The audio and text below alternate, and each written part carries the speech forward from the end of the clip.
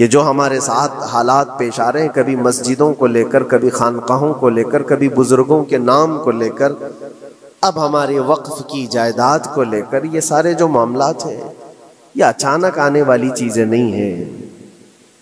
Subscribe کیجیے ہمارے channel نور رضا کو اور بیل آئیکن کو پریس کیجیے، جس سے آپ کو ہماری نیو ویڈیو کی نوٹیفیکیشن ملتی رہے۔ حالات زمانہ کے اعتبار سے اور ہماری حالتوں کے اعتبار سے ایک بہت ہی عمدہ شعر ہے جو بالکل صادق آتا ہے۔ قوت فکر و عمل پہلے فنا ہوتی ہے، قوت فکر و عمل پہلے فنا ہوتی ہے، جب کسی قوم کی شوکت پہ زوال آتا ہے۔ یوں ہی کوئی قوم نہیں مرتی، کسی قوم کے اوپر زوال آتا ہے تو سب سے پہلے اس قوم کے اندر سوچنے سمجھنے کی صلاحیت ختم ہو چکی ہوتی ہے، تب جا کر کے زوال آتا ہے۔ آج اس شعر کو میں پڑھتا ہوں تو محسوس ہوتا ہے کہ ہماری قوم پر یہ شعر صادق آتا ہے۔ قوت فکر اور عمل یہ پہلے رخصت ہو گئی ہے، جس کی وجہ سے یہ زوال آ رہے ہیں۔ لوگ اب حادثوں پر بیٹھ کر کے چرچا کرتے ہیں، حادثہ ہونے سے پہلے جو فکر ہونی چاہیے وہ مفقود ہے۔ گھر جلنے کے بعد پھر میٹنگ کرنے کا مطلب کیا ہے؟ اس سے سیفٹی کے لیے پہلے سے انتظامات ہوں تو اس کو لائق و فائق اور دانش مندی سمجھا جائے گا۔ آج کے وہی حالات ہیں میرے عزیزوں۔ آپ کو پتہ ہے کچھ قومیں ایسی ہیں جو فیوچر پلاننگ کے لیے 100 سال کے بعد کا سوچتی ہیں، جبکہ یہ اسلام کا حصہ تھا۔ نبی کونین صلی اللہ علیہ وسلم نے 1400 سال بعد ہونے والی چیزوں کی پیشین گوئی فرمائی کہ نہیں فرمائی؟ اللہ کے نبی صلی اللہ علیہ وسلم نے 1000 سال بعد پیدا ہونے والی چیزوں کو پہلے سے بتایا تھا کہ نہیں؟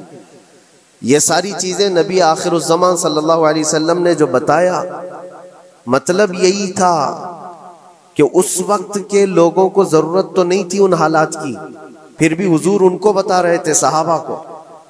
آج جو چیزیں پیدا ہونے والی ہیں وہ رسول پاک کو پتا تھا، 1000 سال بعد ہونے والی چیزیں ہیں، لیکن اس وقت کے صحابہ کو یہ باتیں کیوں بتائی جا رہی تھی؟ ان کے حالات تو اس وقت کے نہیں تھے ویسے۔ اس کے باوجود نبی پاک صلی اللہ علیہ وسلم نے ان کو 1000 سال بعد ہونے والی چیزوں کی باتیں اس لیے بتائی کہ یہ دین اسلام فیوچر پلاننگ کے لیے کتنا ایکٹیو ہے، یہ سمجھو آگے کے لیے۔ اس لیے بتایا گیا کہ صحابہ اپنی اولاد کو اور وہ اپنی اولاد کو، وہ اپنی اولاد کو یہ بات منتقل کرتے جائیں اور آنے والے حادثوں سے پہلے سے ذہن پریپیئر رہے، تیار رہے۔ دجال کے فتنے کا ذکر کتنی مرتبہ حدیث پاک میں آیا۔ امت کو نبی پاک صلی اللہ علیہ وسلم نے یوں ہی نہیں چھوڑ دیا۔ دجال کا فتنہ آئے گا، یاجوج ماجوج کا فتنہ آئے گا، یہ ساری چیزیں بتائی گئی کہ نہیں؟ ہر مسلمان تقریباً جانتا ہے آخر زمانے میں ایک بہت بڑا فتنہ دجال کی صورت میں ظاہر ہوگا۔ تو یہ باتیں اتنے 100 سالوں سے چل رہی ہیں کہ ذہن تیار ہے اس فتنے کو کہ اگر ایسا فتنہ آیا تو ایمان پر ڈٹے رہنا ہے، جمے رہنا ہے۔ یہ بات ہوتی ہے آگے آنے والے حادثات سے قوم کو باخبر رکھنا۔ آج جو حالات ہیں، جب کبھی کوئی چیز لٹ جائے تو سارے لوگ سڑکوں پر آ جائیں گے یا پھر کسی نشستگاہ پر بیٹھ کر کے رات بھر میٹنگ کر کے چلے جائیں گے۔ یہ حادثے ہونے کے بعد کے جو حالات ہیں یہ وہی چیزیں درشا رہی ہیں کہ قوت فکر و عمل فنا ہو گئی ہے۔ قیادت ہمارے ہاں مفقود ہے، کسی ایک قائد کے تحت کوئی ساری قوم آنا نہیں چاہتی۔ آپ کیا سمجھتے ہیں کہ جو ہمارے ساتھ حالات پیش آ رہے ہیں، کبھی مسجدوں کو لے کر، کبھی خانقاہوں کو لے کر، کبھی بزرگوں کے نام کو لے کر، اب ہمارے وقف کی جائیداد کو لے کر، یہ سارے جو معاملات ہیں یہ اچانک آنے والی چیزیں نہیں ہیں۔ بھانپ لیا گیا ہے تمہاری پوری طبیعت کو، تمہارے مزاج کو، کہ فکر و عمل کی قوت ان کی ختم ہو چکی ہے۔ ان کو 2 چند چیزوں میں ہی راضی کیا جا سکتا ہے۔ دنیا یہ سمجھ رہی ہے، جس کی وجہ سے کھلواڑ پر کھلواڑ ہوتے چلے جا رہے ہیں، اور ان کو یہ بھی پتہ ہے کہ یہ کچھ نہ کر سکیں گے۔ میرے عزیزو، آپ نا امید اور مایوس نہ ہو کہ ہم سے کچھ نہیں ہوگا. اللہ کریم چاہے تو ایک بندے سے بھی پوری دھرتی پر زلزلہ لا سکتا ہے.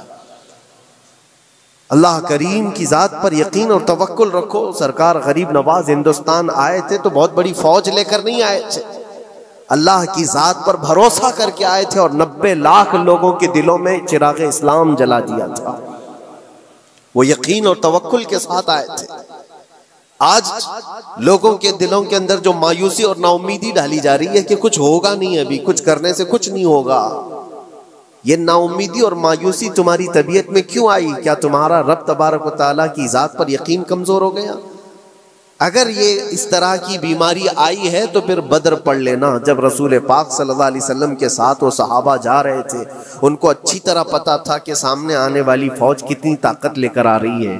1000 لوگ آ رہے ہیں، ہاتھی گھوڑے ان کے پاس، ہتھیار اور اسباب ان کے پاس ہے، کھانے پینے کی مزے کی ساری چیزیں لے کر کے آ رہے تھے مکہ والے. اور ادھر صحابہ ننگے پیر ہیں، 313 کے پاس 4 گھوڑے ہیں، پیدل چلے آ رہے ہیں. چھاؤں لینے کے لیے کوئی جگہ تک نہیں ہے ان کے پاس.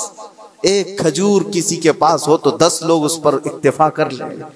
فاقے پر فاقہ کرنے والے وہ صحابہ، لیکن انہوں نے یہ نہیں کہا کہ اللہ کے نبی صلی اللہ تعالیٰ علیہ وسلم سے کہ ہمارے پاس اسباب کی کمی ہے، ہتھیار کی کمی ہے، کچھ نہیں، ہمارے پاس سواری نہیں ہے. بغیر سواری کے 180 کلومیٹر مدینے سے چل کر کے وہ بدر پہنچے تھے، بدر تک پہنچے تھے. اور اس وقت اپنی ساری محنتیں، اپنی ساری قوتیں انہوں نے زمین پر لا کر رکھ دی. پھر بدر کے میدان میں جب پہنچے تب اللہ کریم کی بارگاہ میں دعا کیا تھا میرے مصطفیٰ نے، اے اللہ اگر اس نہتی قوم کو تو نے فتح نہیں دی تو پھر قیامت تک اس روئے زمین پر سجدہ کرنے والا کوئی نہیں ہوگا. یہ محبوبانہ انداز تھا میرے مصطفیٰ کا. وہ دعا مدینے میں بیٹھ کر کے بھی تو کر سکتے تھے. 180 کلومیٹر دور اتنی مصیبت میں دھوپ میں چل کر کے جانے کی کیا بات تھی؟ ننگے پیر صحابہ گئے ہیں، فاقے پر فاقہ کیے ہوئے. وہ مدینے میں بیٹھ کر دعا کرتے تو کیا رحمت للعالمین کی دعا قبول نہیں ہوتی؟